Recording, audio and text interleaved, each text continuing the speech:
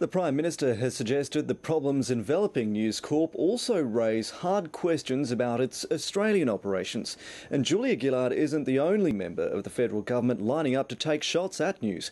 From Canberra, Chief Political Correspondent Mark Simpkin. The road to a clean energy future can be long, bitter and sometimes lonely, especially if you feel parts of the press are against you.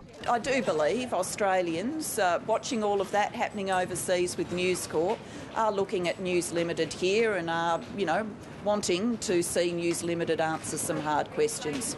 Julia Gillard refused to say what those questions are. And while she didn't criticise any of Rupert Murdoch's Australian papers directly, senior ministers have. The Daily Telegraph is interested in distorting the debate, is interested in demanding an election campaign purely intended to try and get rid of the government. A single by-election could also get rid of the government.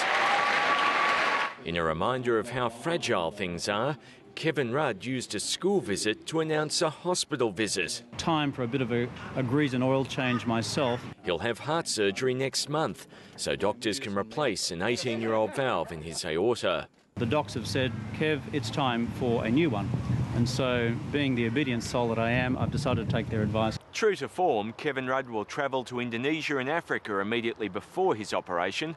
After it, he'll miss 2 weeks of Parliament. The opposition's expected to grant a pair, so the government won't be disadvantaged in votes. In the longer term, the Foreign Minister's made it clear he will recontest his seat at the next election.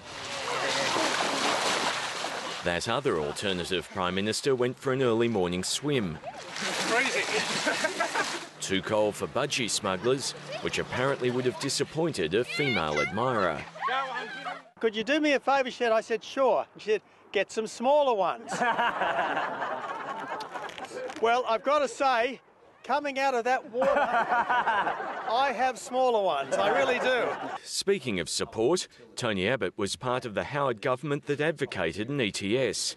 Yesterday he said he never wanted one. Today he clarified.